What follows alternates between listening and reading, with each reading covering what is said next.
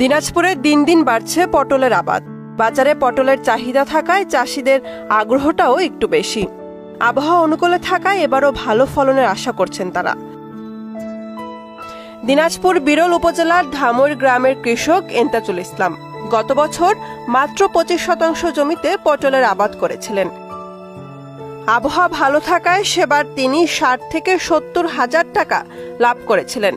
উচ্চ মূল্যের ফসল হওয়ায় চলতি মৌসুমে এই কৃষক 75% জমিতে উচ্চ ফলনশীল বাড়ি 2 জাতের পটল রোপণ করেছেন। আবহাওয়া অনুকূলে থাকলে এবার 1.5 থেকে 2 লাখ টাকা আয় করবেন বলে জানান এই পটল চাষি। এবার আশা করছি ইনশাল্লাহ 1.5-2 লাখ টাকা পাওয়ার আশা করছি। ক্ষেত গতবার চেয়ে ভালো হয়েছে। কৃষি অফিস থেকে সহযোগিতা করে, সার, ফেরামন ফাঁদ, নেট, বয়ম এগুলা সহযোগিতা করে। কৃষি অফিসের সহায়তায় সম্পূর্ণ জৈবিক উপায়ে ও আধুনিক পদ্ধতিতে পটল উৎপাদন করছেন তিনি। বাজারে চাহিদা ভালো থাকায় অন্যান্য চাষিরাও পটল আবাদে বেশ উৎসাহী।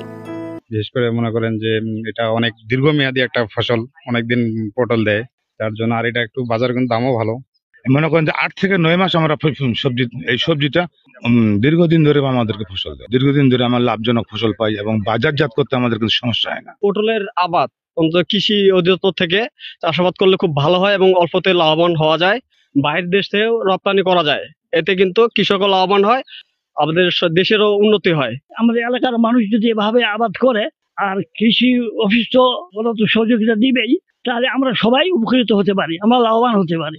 আমার জমির পাশে সামনেবারে আমিও করতে ইচ্ছুক করছি। পটল দেখে আমার মন খুব খুশি, এই জন্য আমি সামনেবার লাগার জন্য চেষ্টা করব। এদিকে মাঠ পর্যায়ে সার্বিক পরামর্শ দিয়ে আসছেন কৃষি কর্মকর্তারা। তো জৈব পদ্ধতি এবং নিরাপদ ফসল এভাবে যদি হয় তো এই সবজিটা দেশের বিভিন্ন মার্কেটে এবং বিদেশে রপ্তানিযোগ্য। তো এইভাবে আমরা চেষ্টা করতেছি যে সম্প্রসারণ করার জন্য। উৎপাদিত ফসল দেশের বিভিন্ন সুপার শপ সহ বিদেশে রপ্তানির সুযোগ রয়েছে। সেই লক্ষ্যেই কাজ করে যাচ্ছে কৃষি সম্প্রসারণ অধিদপ্তর।